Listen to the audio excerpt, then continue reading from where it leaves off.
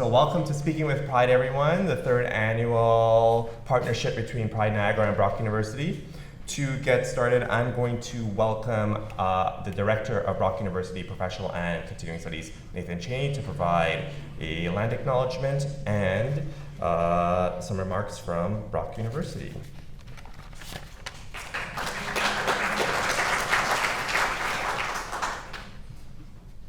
Thank you, Jonathan. I have to shorten it because Jonathan's much taller than I am. Before we begin, I would just like to acknowledge that the land on which Brock University is situated is the traditional territory of the Haudenosaunee and Anishinaabe peoples, many of whom continue to live and work here today. This territory is covered by the Upper Canada Treaties and is within the land protected by the Dish with One Spoon Wampum Agreement. Today, this gathering place is home to many First Nations, Métis, and Inuit peoples, and acknowledging reminds us that our great standard of living is directly related to the resources and friendship of Indigenous people. And I've had an opportunity to take a few courses, some of which were ours in professional and continuing studies related to land acknowledgements, to the purpose behind them.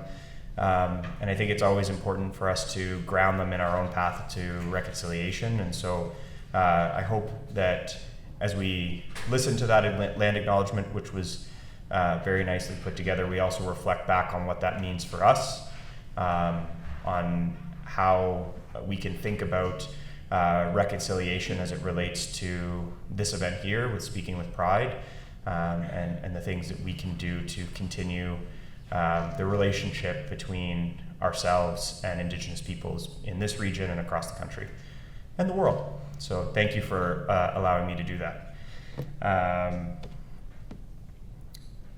Is this yours? I'll go back to the start. This is why they don't let me speak very often. I've been asked to come and welcome everybody on behalf of Brock University and our professional and continuing studies unit here.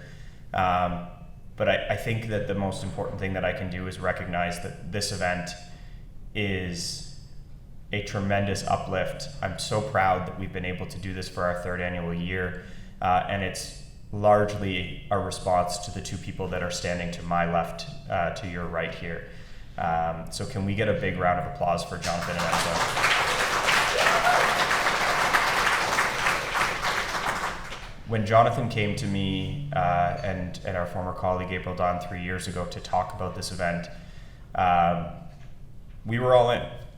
It made too much sense. It aligned perfectly with what we wanted professional and continuing studies to stand for, which is to make education for everyone. It's one of our core commitments in our unit. It ties into the larger Brock strategic plan, and we hope that we can continue to show and demonstrate that that is what we want to see for the next 60 years of Brock University. I'm so thrilled to be able to stand here today and welcome all of you to campus, to have you listen and learn among some excellent colleagues and some excellent presenters today, and to be able to see this event continue to grow year over year has been truly amazing. I'm going to take a minute now to gush about Jonathan because he's not going to do it for himself. Jonathan is my marketing manager, but he is also the person that has put together this entire event. He's taken the initiative from the first year that we've done this. Our team definitely has been there and has helped him, but he has really led this project from the get-go. It's obviously something that he's very passionate about and has had prior relationships with Pride Niagara and the team there. But the fact that he has taken such an important initiative, taken what we believe in as an organization here at Brock and at Professional and Continuing Studies, and brought this forward so that we can continue to have an opportunity to support Pride Niagara, support the 2S LGBTQ plus community, and continue to embody the things that we talk about on a day-to-day basis is amazing. I'm so thankful every day that I get an opportunity to work with Jonathan. You're going to have an opportunity to learn a little bit more from him later today in terms of he'll be speaking up next to me, but really, truly, he is the reason behind this event. He is the heart behind this event, and he is a great representative of professional and continuing studies. So Without further ado, I'd like to welcome Jonathan Belgrave up to welcome.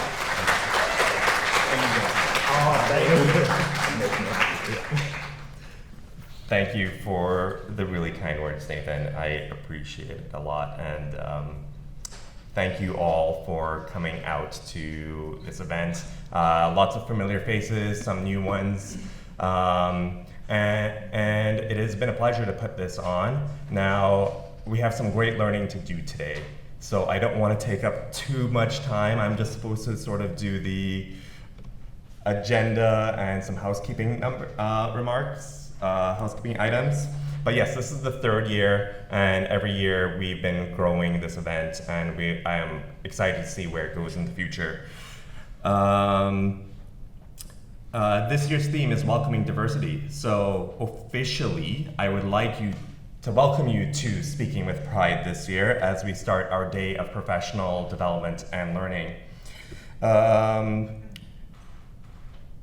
As you can see, there's a little bit of an agenda on the screen, but as you checked in, you got a little sheet that has our agendas for the day. It also, our check-in crew highlighted which sessions you'll be going into. So after the session today, we'll be going to those rooms. Just because some of the topics here might be a little bit sensitive, we also provided resources on the sheet for you. So if at any moment, reach out to one of the Brock staff that are outside, feel free to take a moment. We have a quiet room for you, and there are phone number resources for you there. Washrooms, if you need a washroom, if you go around diagonally to the other side, there are some washrooms by the Tim Hortons. And if we have time after our keynote presentation, we'll have a brief Q&A period. And I'll give out 2 copies of her book, which we will be giving out later. Also, for those joining us online through the live stream or recording, welcome. The recording will be shared with all registrants post-event once we get everything tied up. So if you miss something, don't worry, you'll have access to it after that. Besides that, I would like to welcome my friend for we won't say a very long time because that gives away ages, but my good friend Enzo De Vita's chair of Pride Niagara to give some Pride Niagara remarks and welcome our keynote speaker.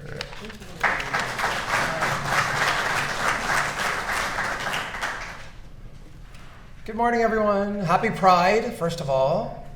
Yeah, usually you would. That's what, Pride is loud. Pride is very loud.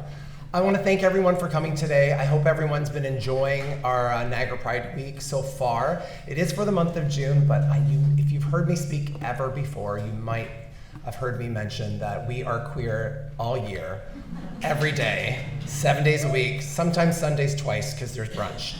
So that's a little bit extra.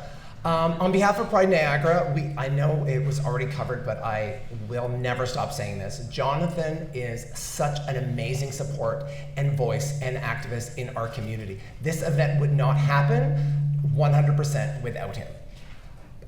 Pride Niagara is very community-based. It's community-run 100%.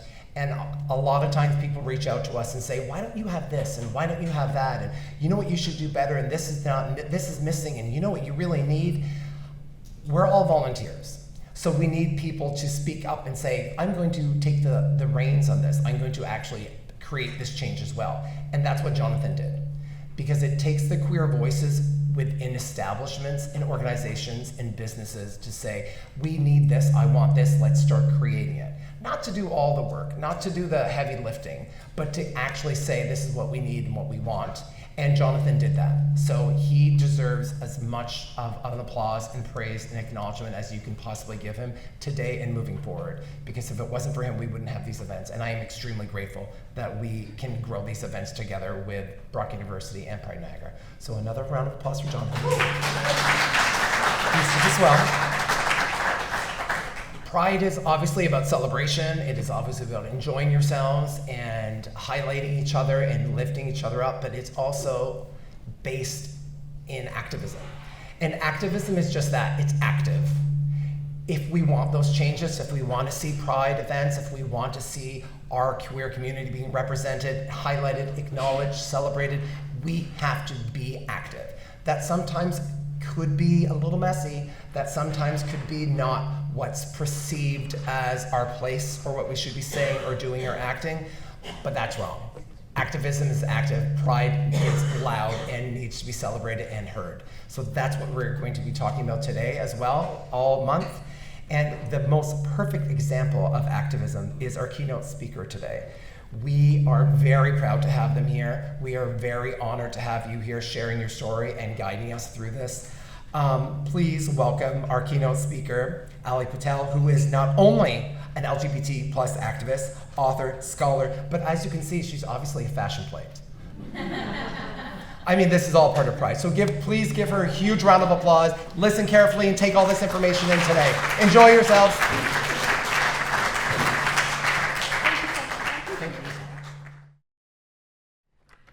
Hi, good morning, everyone. I'm Alyy.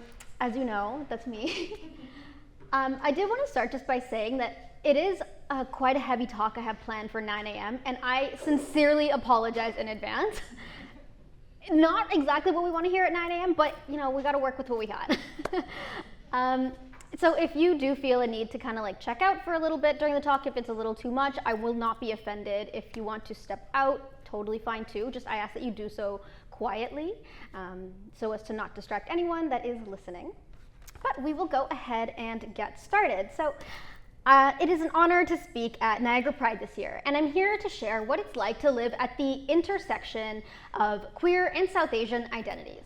So my talk today has two objectives. It is to learn, or first to discuss what it's like to be queer and South Asian, and to really discuss these severely underrepresented narratives. Because right now especially, it is crucial in the Canadian landscape, given that South Asians are currently the largest ethnic minority group, yet research shows that South Asians are the least visible racial minority group within LGBTQ plus spaces and communities in Canada.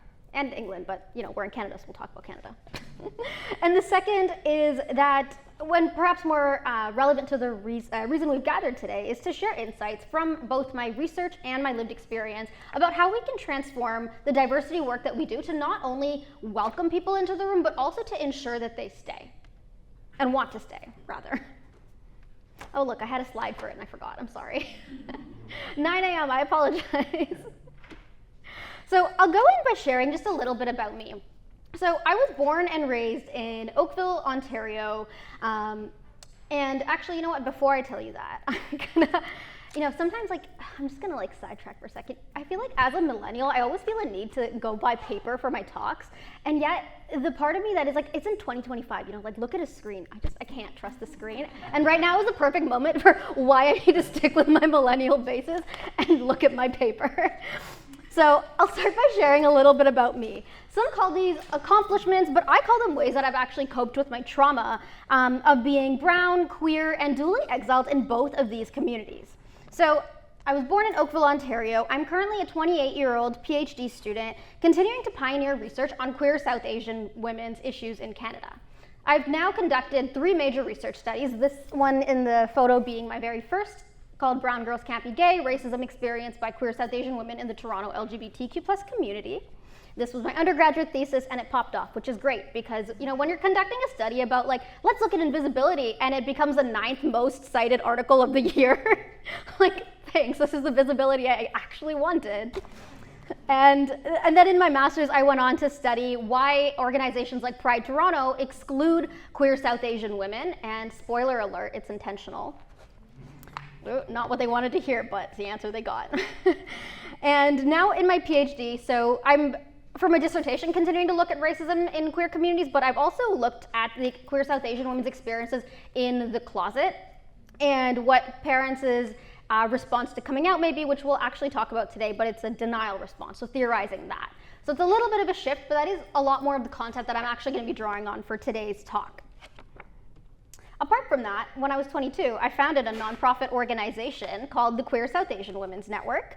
We run monthly programming and virtual events. If you know anyone that is within the Toronto region GTA, we're having a whole lot of events happening this month if you want to share. But we do run all across Canada. So if And people also join in from like other countries. So if you know anyone, you want to share this resource, we are one of a kind and so far the only organization that is specifically for this intersection of identities.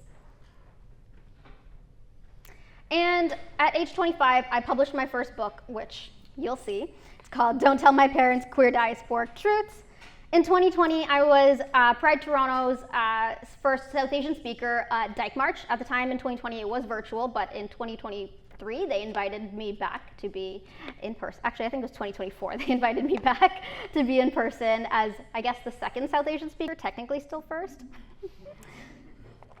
And in 2022, I was also the first queer South Asian speaker at Ontario government's Pride flag raising ceremony. So I do a multitude of things to increase the visibility of queer South Asian women in North America, and each of them is rooted in my deeply joyous passion for fostering inclusive spaces and for activism. So when you see someone who is both queer and quite accomplished and quite, widespread and doing things on a very open platform, you probably assume that their parents must be, so accepting and so proud of them. And these are assumptions that people have made about me. So I've often had people sliding into my DMs like, Alyy, your work is so great. Like, your parents must be so proud of you. And I sit there like, the title of my book is quite literally Don't Tell My Parents. Like, if my parents knew what I was doing, oh my gosh, no, all this public facing work, all this large scale gay activism, that would be the end of me. All that to say, no, I'm actually not accepted by my parents, which is quite funny because I was talking about this earlier when I came in. My mom actually had to drive me here last night. Yeah, so I was like, Mom, I'm speaking at Brock and Pride Niagara. It was just like so silent. And she was like, okay, I'll come with you, let's go. And then we were seeing the falls and there was this big like rainbow there. I was like, Mom, Niagara Falls is gay. And she was like, huh? I was like, we're just gonna look past it. So with that, I'm not out to my parents really, and I'll kind of go into this, but yet I'm not out to my dad whatsoever. He doesn't know anything. I would not have actually even made that joke with him. He saw my nails and he's like, nice nails, knows nothing. He grew up in Canada, but still, he's like, it's just a rainbow. And I'm like, it's just a rainbow. So I sent this photo actually that you can see here. I sent it to my dad, and it's quite funny because that's me on a massive billboard at Yonge and Dundas Square. And so when I sent it to him, and I sent no context at all, like why I'm up there, nothing. Thankfully, he didn't go on the website that's on there, so he had no clue. But he forwarded it to all of his brothers. Us South Asians, we love our WhatsApp chat, so he sends it to every family chat he is in. And they had no idea what's happening. Like, they were so excited about it, but I'm pretty sure one of them was like, oh, she's on Netflix now. I was like, yeah, sure, yeah, I'm on Netflix now, thanks for upgrading me. And, it's hilarious on its own, but I also just find it to be such a comical testament of how my dad's ignorance has allowed me to be both my authentic self and maintain a healthy-ish relationship with him.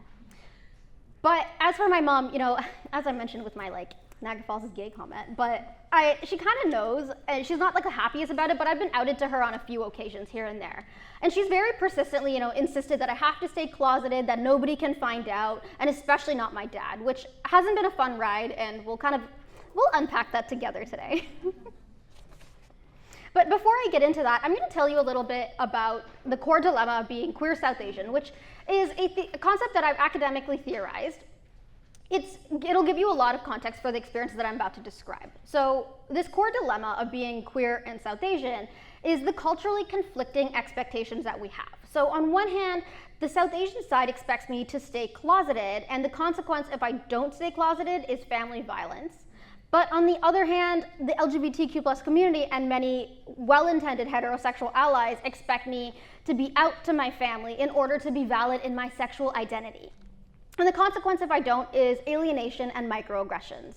And although microaggressions might not seem that bad, research finds that it can cause chronic stress, anxiety, worsen depression, and overall they're a detriment to your health. So let's not microaggress and let's learn how not to.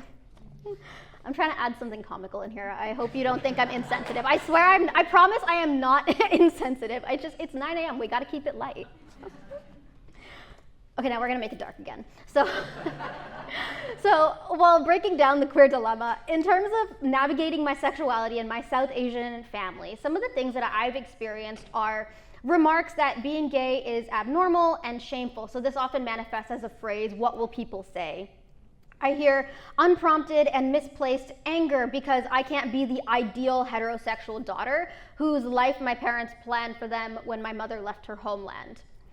And emotional blackmail. So for example, things like, I've given you everything I could, how could you betray me? Think about somebody other than yourself for once. Why are you destroying our lives? Do you want me to die? And why are you doing this to me? You know, and there's also then the pressure to get married in the heterosexual way that is so persistent. And sometimes, like, I just really want to be like, listen, auntie, like, your marriage is not going that well, so why are you telling me to get married? But of course, I can't actually talk back like that, because in our culture, we have expectations for me to be the good brown daughter. So instead, I have to kind of just sit with these heavy comments and find a way to reconcile, how do I have a loving relationship with my family, but, you know, be also experiencing this.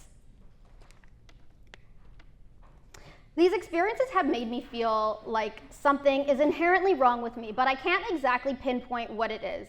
It's made me feel as if I'm a burden to everyone and as if my depression is never ending. And it's made me feel like I'm losing my mind constantly, like I'm a disappointment to everybody around me, and as if I'm unworthy of being loved. It's made me extremely vulnerable to staying in toxic and emotionally abusive situations and relationships, and it's the reason why I've associated a limited value to living in general for so long, and why I feel drained, exhausted, always on edge, and just helplessly trapped in this inescapable glass box around me where it feels like I'm crying out loud, but nobody can hear me. This is the reality of what it's like to be queer and South Asian for many of us. I tend to associate my experience with a version of queer survival because existing as a queer person in South Asian families is extremely draining.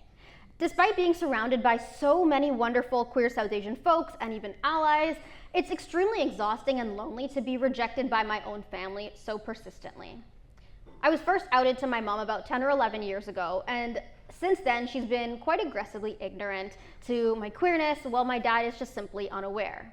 Our culture of don't ask, don't tell has kept my parental ties intact for now, because if they acknowledge my sexuality, then people will find out, our family will find out. So instead, I and many others have been subjected to this constant emotional blackmail and repeatedly told, not to tell anyone that we're gay. In my case, not to tell anyone, including my dad, about my sexuality. So my parents are currently unaware of how open I am about my sexuality, and they're not really tech savvy, thankfully, except for WhatsApp. And so it's been relatively easy-ish getting by under this label of just, I'm a vocal activist. And even getting to that place of them being okay with me being an activist and my parents just being silent about that part, but yet not exactly accepting of my activism, has been extremely difficult. And it took many, many years, like over a decade now. Oh, I'm aging myself. But that's okay. And on the other hand now, my family stressors that I experience are amplified by the rejection and the racism that I experience in queer spaces. The LGBTQ plus community conveys this great narrative of being welcoming to those who are rejected by their families. However, there are unspoken guidelines to be accepted into these queer communities, and that is, you must be white. And I'm far from that, clearly. But I shouldn't be forced to give up my South Asian identity in order to be accepted by the queer family.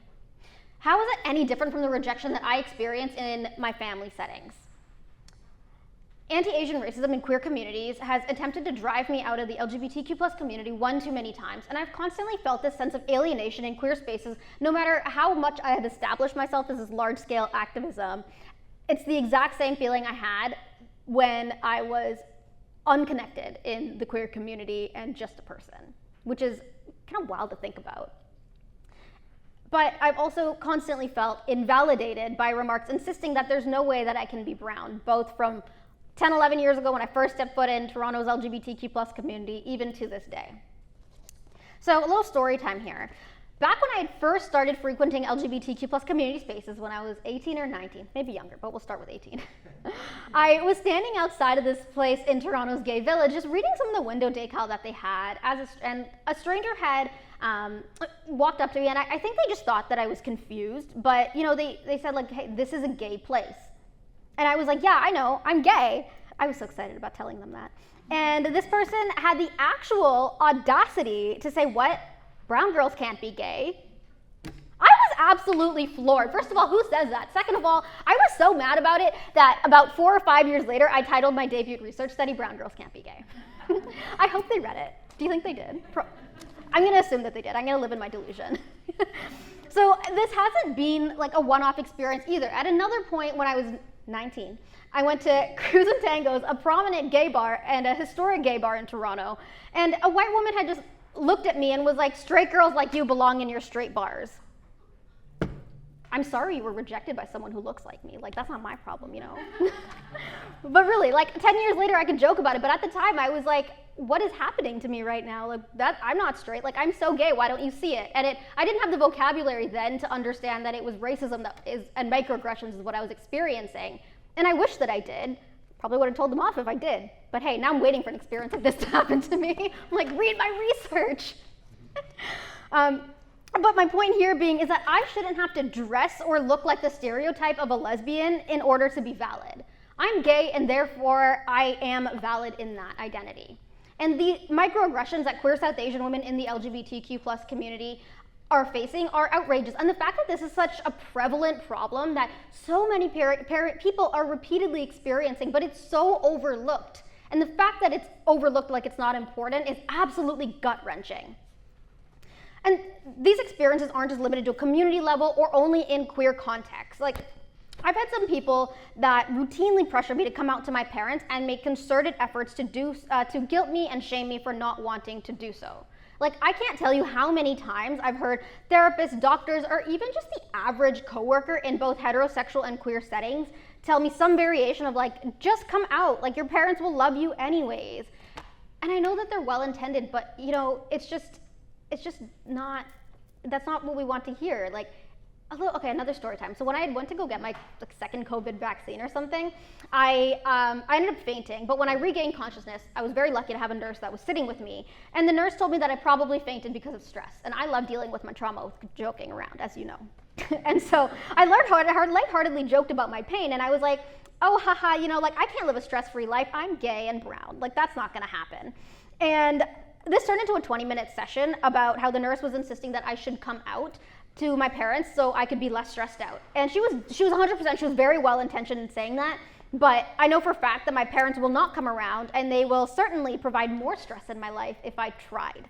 So it wasn't exactly reassuring. For me, it felt more like an experience of my cultural context that preclude my ability to come out to be dismissed, and it was just it was quite frustrating staying in that conversation, but I can also acknowledge that I did that to myself by talking about things in that sense. But yet, I will still acknowledge that it is still very dismissive because that is one story, but when it comes out in context where I'm not joking and it's just prescribed as, just come out, it's like, that's not what we want to hear, you know, especially when it's coming from therapists. Like, I'm paying you. You should not be telling me just come out. In addition to coming out pressures, you know, I've had countless interactions where people have also asked me things that are a little bit more lighthearted, but they're things like, you know, do your parents know? Have you ever dated a woman? Do you see yourself marrying a woman? After that, I tell them that I'm gay. And these invasive questions, again, they might be well-intentioned, but I'm well aware that they're coded in a disbelief of my sexuality because of my race and because of my feminine presentation. And that's why I feel a perpetual sense of disbelonging and alienation in queer spaces. But even in more personal settings, you know, if you break it down even to like the dating context, I've had exes or people that I've dated accuse me of wanting to leave them for a man someday simply because that's what my parents want for me. And this one I can't even justify with good intentions, it's just whack. But routine encounters like this have been extremely hurtful and traumatizing. No matter how much I joke about it, at the root of it, it is very hurtful. It's dismissive, it's frustrating, it's part of the reason why I constantly feel a sense of just being drained. And it takes away my agency to define my identity on my own terms. And that agency of self-definition is the entire premise of being your authentic self. You know, it's the motto that the LGBTQ plus community has championed for decades to win us civil rights and social acceptance for sexual minorities in Canada. And yet it continues to withhold it from its very own LGBTQ plus South Asians and folks of color. Perhaps there's an underlying message here that the white way is the right way in the queer community, but that simply does not work for us. My experiences within the LGBTQ+ community and interactions with these well-intended allies and the heavily Eurocentric representation in the media of queerness has made me feel this intense pressure to choose between being queer and South Asian. But I can't, because I am both gay and I am brown. And my experience of dual rejection from South Asian and LGBTQ+ communities and not being understood in broader heterosexual society has been painfully lonely. And what I crave more than anything else is to be understood for all of my identities. I'm yearning for the LGBTQ+ and South Asian communities and the broader heterosexual Canadian society to understand and accept that, I don't want to come out to my family, but I do want to be out to some of my friends, and I certainly don't want to be accused of lying to my parents for not telling them about my sexuality, because I want to continue living my fabulous queer life and experiencing the beauty of queer love, all while keeping my family in the picture for as long as I possibly can. This is what I call balancing my queer and South Asian identities. It might not make sense to you, but it's the only way that I can make sense of me. My trajectory and outcome of a happy ending will definitely look different from the prototypical one that we hear in these white normative, Western normative narratives. But I've learned through my queer experiences that it doesn't matter how I get to my destination as long as I do. So that if hope is the only thing that I have right now, then I'm extremely grateful for the happiness that will come to me someday, because that is a lot more than I had 10 years ago, 5 years ago, or even 3.5 years ago when I had to pack up my stuff overnight and flee my family home because it became too violent when I was outed again. The experiences that I have described have taken a tremendous toll on my mental health. About 5 years ago, I had hit my lowest, darkest point, being unable to function beyond staying minimally afloat. And as a result of all the trauma that I had experienced of being, socially excluded, microaggressed, in all of the places that I needed support, which was, family, queer communities, from medical professionals, and other organized queer spaces. I never thought I'd make it out, let alone to be where I am today, but I'm grateful for the few good apples who helped me get there. And I was recently cogitating on just the top three instances that have really supported my mental health in the midst of a rough past decade. And I'm going to share them because they really highlight the variety of social supports and the power of just the lay person, the average person that is just hanging out, doing your job, your mundane tasks. So one of them is supportive colleagues in the OPS amidst being outed to my family. So in 2019, I was a summer intern at the Ontario government, and I got a phone call one day at work, and it was my mom. She was crying and kind of screaming at me about how my cousin found out about my sexuality, probably because I'm not privated on Instagram. And all sorts of harsh words about how I was ruining the family because of my sexuality. And this was 1 p.m. in the day. I had no idea what to do. It was still my work day. I was an intern, and someone on my team had actually just walked by me, and they saw that I obviously looked distressed, and they asked if I was okay. I told her what happened and insisted that I just need to compartmentalize. I just got to work through my day and whatever, I'll deal with it later. And she asked if she could help me find resources. At that time, as somebody who asked if I need resources, I was like, whatever, they'll get back to me in 3 weeks, maybe a month, OPS time, government time. But so I agreed, and so actually approximately 10 minutes later, she had not only connected me with other queer South Asian people that I could talk to, who at the time I didn't really know, many, but also had asked our manager if she can give me the rest of the day off without sharing the details. So she left the agency on me to share if I want to. And I needed both of these things more than I knew and more than I actually had the cognitive ability to think of what I need in that moment. So that was much appreciated. And honestly, I would have never asked for them, especially because I was both an intern and young, let alone the fact that I didn't know what I needed at the time. But they never held it against me, and really, it's just, I felt genuinely valued and I felt supported by my heterosexual peers as the only queer person that was there on the team. And to me, this felt like an excellent application of DEI. And the second is LGBTQ Youth Line. So I personally have been very reluctant to call any sort of support lines because I anticipate having to deal with someone who is culturally insensitive. If I'm paying for therapy and someone has microaggressed me sitting there, it's a good chance that a free phone call is probably going to do the same.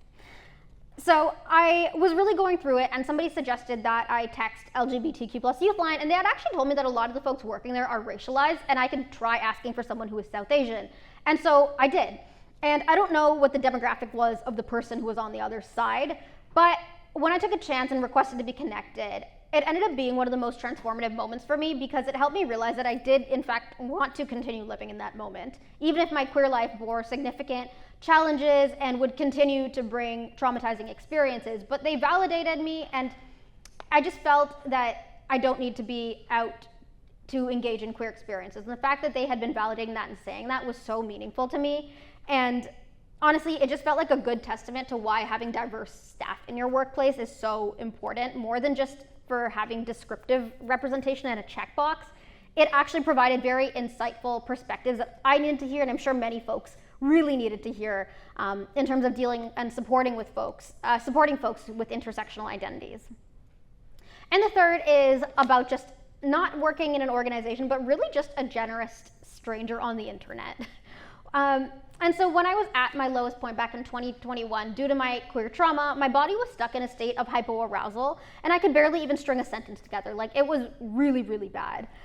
I briefly had posted, I think on Twitter or something, about experiencing family violence in the midst of COVID. Again, it was like kind of a joke because I was like dealing with my trauma, but I didn't know how to. And I was unable to work at the time because I was trying to finish just my master's degree, and to my surprise, a very generous stranger on the internet had found my tweet, and they reached out to help me crowdsource funds to move out of my situation, something that I also at the time did not have the cognitive capacity to consider as a possibility. Moving out did significantly help alleviate family-related stressors, and it was very helpful that, because I couldn't work, but I had some of that support financially to be able to do so. Although it did help alleviate some of those family-related stressors, it is important to emphasize that it didn't make it go away entirely because of the nature of our large interconnected South Asian families. The sentiment of, what will people say still remained very much intact, and it maintained this pressure still to this day that I need to remain silent about my sexuality, and that I know that there's violence that's gonna come if I don't stay silent about my sexuality. So, despite this dynamic and me wanting to keep a relationship with my family still, and the fact that I kind of, there's no choice but I had to, this very kind, generous stranger on the internet who offered help and organized to do this GoFundMe and all this labor on their end, they never made me feel bad about the fact that I wanted to keep in correspondence with my family, who had caused considerable harm even after moving out. The stranger who helped me out was not even South Asian, and so they were just very well versed in diverse cultural knowledge. And this is one of the handful of strangers on the internet who extended their support. And it's honestly, each one of them had made me feel like my existence matters and I belong in queer spaces and in this world. And so this feeling goes a long way to make sure that somebody feels that way. I share these instances with you to emphasize that the salience of embracing diverse knowledge and inclusive practices in your day-to-day and in your workplace. Doing so can make even a mundane activity for you a very transformative part of somebody's journey. Many queer and trans folks, especially those who are also racialized, are still experiencing the lowest of lows, and this is an unfortunate reality for our communities.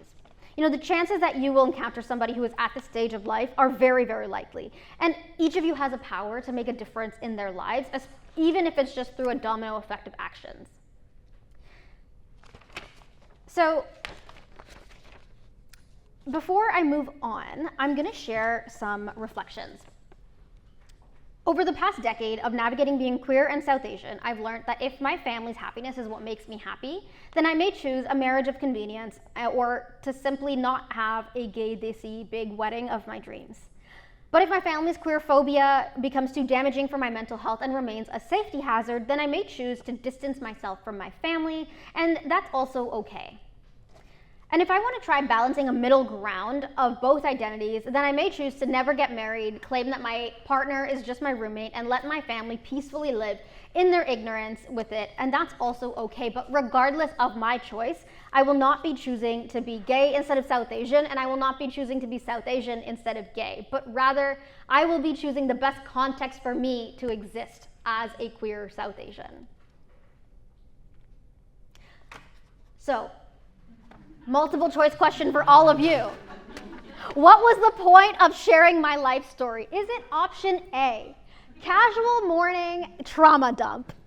Likely. B, is it to derive insights for diversity work? C, because Niagara Pride asked me to? Or D, to emphasize that coming out should be everyone's end goal? Did someone say D? B. Okay, we all said B, right? All right, yes. That is very much the correct answer. So, some insights for transforming diversity work, just as we move to wrapping up, because I think we are kind of coming to end of time, I believe. Are we not? Oh, we have time? Okay, sweet. I was looking at that clock and I was like, oh no, I think we're coming to end of time. So as I even have chatted here and as I've learned through my diversity and my consulting work, there's some common diversity practices that we see in workplaces are things like ERGs, learning opportunities for allies, like commemorative days and educational programming, a DEI policy, diverse hiring practices, and unconscious bias training. These practices are great, but some of them are commonly criticized for being performative rather than inciting actual change. But a large part of what constitutes meaningful diversity work in organizations comes down to individual level decision making and interpersonal interactions. So now that we have a foundational understanding of what it's like to exist at the intersection of sexual, gender, racial, and second generation immigrant identities, let's unpack 5 key insights that we can derive from my talk to help us transform the diversity work that you lovely humans do, or folks that you know do. So the 5 that we'll talk about is that tolerance of differences does not mean equal diversity.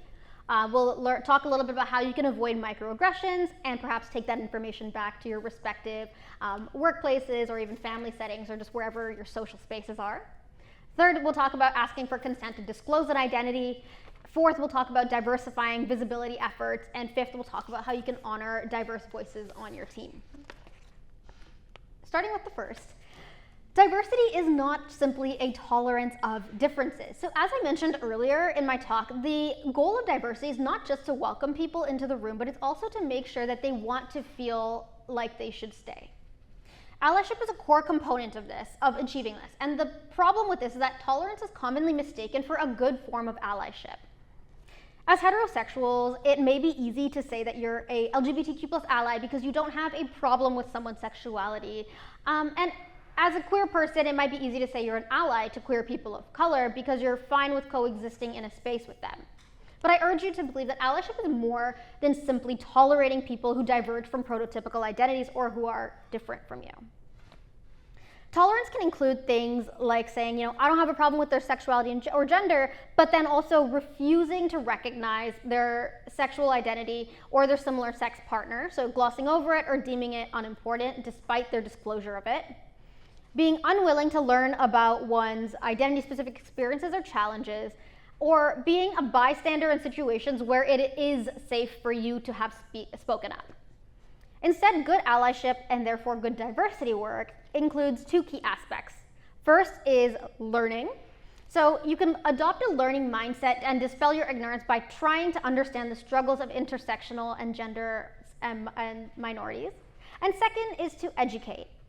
And this is using your heterosexual and cisgender privilege or your ability to speak up if you can to effectively educate others about it. So you can start conversations even if it's just with your family members, if it's safe for you to do so. And people are more willing to listen to folks who are heterosexual or cisgender allies. And that is so important because it gives you the ability to actually, make a difference, right? That's how, so I'm also a social movement scholar and I've studied the LGBTQ plus movement intensely. So when you think back to it, in Canada, there were a lot of queer activists that have fought for our rights. And very much so, but one of the reasons why it really pushed to a government level of pushing bills is when we had allied organizations like CUPE come out and say we're going to stand up for the rights, and that is something that helped. So allyship has always been a very important part of our community. And a little story time here about how we can advance our rights. So my mom never wants to talk about sexuality related things, including when I make my jokes. And this is because I've already been outed to her. So attempting those conversations always puts me in a situation of violence. So I try not to unless I'm just being facetious. However, I recently was very surprised by her openness to talk about gender. So she doesn't know that I identify as gender fluid, and I'm not going to open that can of worms with her. But I was very surprised because when I was doing one of my talks last year, she had asked what it was about, and I told her I was educating people about non-binary identities. And she was very curious and asked me, what it meant, and told me that she wanted to learn about it. She was very insistent on well, I don't want to be behind with the times, tell me so I know. And so I taught her all about they, them pronouns, and the next day she had actually used it very correctly. And I was so happy, and I'm so surprised. And although I'm not cisgender and I don't identify as such, I do have cisgender presenting privilege, and I can acknowledge that. And so this goes a long way to show that our privilege can be used very effectively to educate people around us. Okay, avoiding microaggressions. So you may be well-intentioned, but this can be a significant source of stress for LGBTQ+ individuals. So let's learn about what constitutes a microaggression to help you ensure that you can avoid mistakenly perpetuating them. And this includes not making assumptions, not asking invasive questions, and not giving prescriptive advice. And we'll go into each one of these. The first is to not make assumptions. And instead of making assumptions or glossing over one's experiences, you can ask questions. So important here is to not assume that everyone is cisgender or heterosexual, even if they don't come out to you. Some people just don't want to share this information with you, and that's absolutely okay. They are not entitled to do so, no matter how close your relationship is with them. Instead, you can opt for using more gender-neutral language when conversing with them. So for example, instead of presuming he, him, or she, her pronouns, ask them, what pronouns do you use? And also, you can consider using things like the term partner instead of using boyfriend or girlfriend, and assuming that they have a opposite gender partner. And this goes no matter what you are clocking them as or what your gaydar goes off as, even if it's I know that I look very straight. Obviously, people are brown girls can't be gay. So when people assume that I have a boyfriend, it does kind of irk me, but I can try to be empathetic. But for someone who looks straight presenting, even just using, as neutral pronouns as possible is always a better idea. The second here is to not assume that every person who appears gender conforming is cisgender, and not to assume that every person who appears masculine or feminine actually identifies as such. So in my research on queer South Asian women, I've actually had a handful of participants tell me that they're perceived as feminine even when they deliberately try to present as masculine. And this is simply because their gender is reinterpreted through a colonial lens. In short, the very predominant prevalent understanding of what sexual or gender non-conforming person looks like happens to be very Western normative, which hinders our ability to correctly perceive people's identities. And related here is to avoid gendered compliments. So for example, things like, oh, you look like a hot mask today, or you look like a power femme. Unless you know for sure that that is how they identify, it is not always something that is welcome. And if you're curious about someone's experiences, please start the conversation by asking if they have the capacity to chat and affirming that they don't have to answer your question if they don't want to. Because it is not the responsibility or the burden of marginalized folks to share their story, and it's better to not assume that all marginalized folks are comfortable divulging any such information or educating you, because it can often involve reliving traumatic and stressful moments. And you can also do so by, doing your own research. You can honestly, in a world of AI, ask ChatGPT to educate you, and it'll even give you resources and everything. It'll, at the very least, give you key terms to search. And attending this talk is a very great first step as well in terms of learning about experiences that might diverge from your own. The next point here is to not ask invasive questions. So yes, I said you should ask questions instead of making assumptions. Make sure your questions aren't super invasive. So here's some examples of invasive questions that you should try to avoid. One is, do you know your parents are queer, gay, insert gender or sexual identity there. Some alternate phrasing that you can ask are there particular contexts where you don't want your queer identity known? Or are you open about your identity, or would you like me to keep this confidential between us? These alternatives can be helpful for gauging which context to avoid mentioning their queerness if you run into them in different settings. For example, if you know them in a workplace setting and you know that they're queer, but they're not to their family, and you run into them on a beach with their family, you don't want to avoid being like, hey, how's your queer partner doing? Or using pronouns that you don't want their family to overhear. This is in queer context, but you can generalize it to any context, but saying things like, have you ever dated a woman? Or like kind of questioning the credibility of their queerness. There are very few reasons why, honestly, this question needs to be asked, but if you must, you can make sure to add affirmations like, it's okay if you haven't, I just want to support you, or this is a non-judgmental space, if you want to share, and so forth. Another and a similar one is, do you see yourself marrying, insert similar gender person? Again, there's limited reasons why this question needs to be asked, but provide the similar affirmation that I had mentioned in the one above. Another invasive question to avoid is, asking someone who is masculine presenting, a woman or a non-binary person, if they would ever wear a dress. Again, very few reasons why you would need to know, but it's not a great question to ask because it is overly invasive. Other examples are, questions about a queer couple's donor, their carrier, or the adoption process for their child, or similar insinuations that there must be a real parent or that they are not the real parent. And if you are a queer person that is seeking advice, you can lead by stating something like, I'm a queer person looking to start a family. Would you or anyone you know be willing to chat about your experiences? And if they say no, just respect it, move on, it's okay. And perhaps you could reach out to an organization that might be willing. And the same goes for questions that are overly invasive about transitional surgeries. But if you are, again, someone who is seeking advice for personal reasons, then you could lead with a similar inquiry of like, I am, insert like identity, or if you're thinking about transitioning and so forth, then would you know anyone who would be willing to chat with me about X experience, so that you are not invasive, but if you are asking for personal reasons, you can still get lead to the insight you need. Or again, reaching out to an organization if they can connect you with somebody. The next is not giving prescriptive advice, and we've chatted quite a bit about this throughout my talk, but some examples of prescriptive advice that you should try to avoid is just come out to your family. They will love you anyways. Not always. Another is things like, leave your family if they don't accept you, so insisting that they should sever those familial ties. Things like, you'll feel better once you're out and open about your identity, or anything that insinuates that being in the closet is unhealthy, cowardly, or just generally bad and not a good idea. Or things that are prescriptive in the sense of like, you should do, insert whatever you think is the right choice, because it might not always be, even if you are well-intended.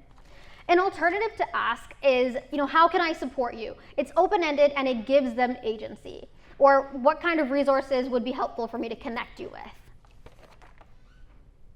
So this is a little diagram of coming out that kind of better explains a little bit of what I've been talking about thus far. So some people who try to come out end up being propelled right back into the closet by their parents. So this is, I know the text is a little bit overlapping by accident, but it's the sexual identity management process model that is an intersectional version of it. So what we generally know is that there's, you're queer, you realize your sexual identity, you're either in the closet, oh, okay, you realize it, now you're out.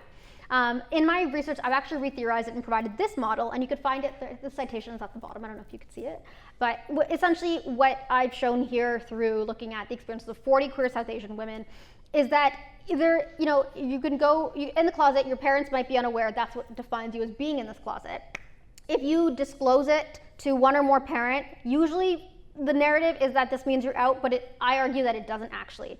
But instead, you can go through either, the traditional path is like, either your parents are hostile, they kick you out, or full family acceptance, they accept you, you're great, you're living your best life, and then you're out. But if it's hostility or what I theorize as denial, which is, that your parents can't accept it, they refuse to believe it, no, it's not happening, you're not technically out because they'll never really acknowledge it ever again. And this can lead to, commonly it leads to severing family ties, or it can lead to what I say, compliance with parental demands. So because you don't, your parents are denying it, you want to keep those family ties, or your parents are denying it, there's really no exiting this closet anymore, so you go back into, or you've never really left the closet, which is kind of also what I call the culturally expansive closet. Therefore, you're propelled right back into the closet even if you had tried to come out to them. So this is based on a cultural understanding, not only of South Asian culture, but of many, either it's whether you're white and part of a religious community or part of any sort of ethnic group, really it's just anyone nested within a broader community where there is a sense of judgment or a need to stay to keep all kin ties. it's a very collectivist understanding. So if you're a part of any collectivist culture, it applies. So with this understanding, prescriptive advice can be understood as not great because everyone has different backgrounds and coming out of the closet is not always easy for everyone. So it's important to be mindful of these cultural differences, and the simplest way to do so is to be open about learning the experiences and to pose open-ended questions where possible about how you can offer support rather than prescribing a specific course of action. And kind of echoing what I've talked about, the third insight that we can derive is to ask for consent to disclose. So don't disclose anyone's sexual or gender identity without their consent. It's important to respect partial outness and knowing that, some people are out in specific spaces like friends or workplaces, but not others like family or even workplaces. It's important to ask the person if and to who that it's okay to speak about their gender or sexual identity and not to pressure anyone to come out. Again, I'm emphasizing this so much because it is so common to even accidentally pressure someone, but you might be very well-intentioned in wanting to suggest that their parents will love them anyways and that they should just come out to be happy. But as I highlighted in my talk today, it can really endanger someone's life to pressure them to come out and even push them to a point of feeling so unaccepted to a point where they want to unalive themselves. Hearing anything akin to that can be such a stressful microaggression for them. So please, it's very important to know and to share to whoever possible to not exacerbate the high stress and anxiety by pressuring LGBTQ plus folks to come out, and instead to consider asking inviting and empathetic questions like, how can I support you? And the next is, and this might be more for folks that are working in more of an organizational capacity, is to diversify visibility efforts. Visibility is a very important component of diversity, but not everyone wants to or can be visible. So as per that little graphic that we just spoke about, being out and proud isn't always a possibility for folks, nor is it always the end goal or the desired end goal. This can mean that some people within your workplace don't want to partake in your ERGs or be the face of your diversity campaigns, but it doesn't mean that you shouldn't represent the narratives of this identity intersection. Visibility is very important for making people feel seen, even if you don't know their identity / if they haven't told you that they are of that identity. And instead, you can consider things like educational programming, like having speakers come in to talk about intersectionality. A key rule of thumb when you are doing diversity work and creating diverse representation is that white queers can often resonate with the narratives of queer people of color, but queer people of color can't always resonate with those of white queer folks. This just means that queer representation doesn't need to or shouldn't always default to white and Western narratives, but rather when we go for the more collectivist approach of queer representation, it happens to be more broadly representative to all folks. Visibility has a strong influential potential, especially when the visibility is platformed through graphic design, the choice of influencers or speakers that you bring in, etc. And this is why when constructing visibility, it's really important to be mindful of not solely representing the stereotypical identity of that minority. So for example, not exclusively representing white faces when depicting queerness, or just brown faces when depicting newcomers to Canada. And not solely representing just masculine presenting folks for lesbian representation. This representation should also be diverse and aim to represent those who are often sidelined within those minoritized identities. So for example, representing brown and Asian femme identities as lesbian visibility, or representing trans men of color in discussions of gender marginality. And the last insight that we will talk about is honoring the diverse voices on your team. Okay, so I'm not gonna lie, this one might be a hard pill to swallow for some. But the average organization, both queer and non-sexuality specific organization, have a tendency to actually overlook the voices of LGBTQ plus racialized and LGBTQ plus people of color, even within diversity efforts. There's a ton of research on this, and we continue to see it. It's that like the smile and nod when marginalized folks in the room say something, but no action is taken.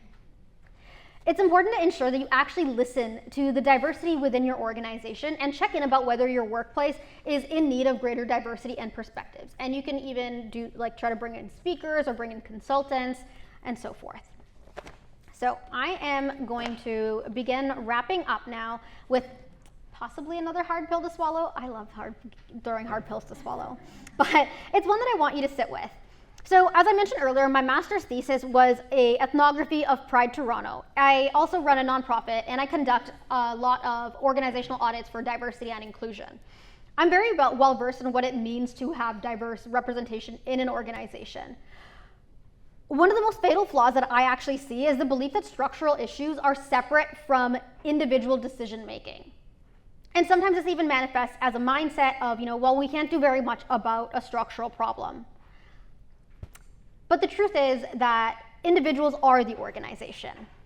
Yet, yes, it takes numerous people to make the change within an organization, but the only way to truly transform diversity work within the organization is through the decisions that every member makes when it comes to how they interact, the initiatives that they choose to fund, and every minute detail of even whether you want to use generic language like people of color or actually acknowledge like Black, Indigenous, Brown, Asian, etc., to construct representative diversity.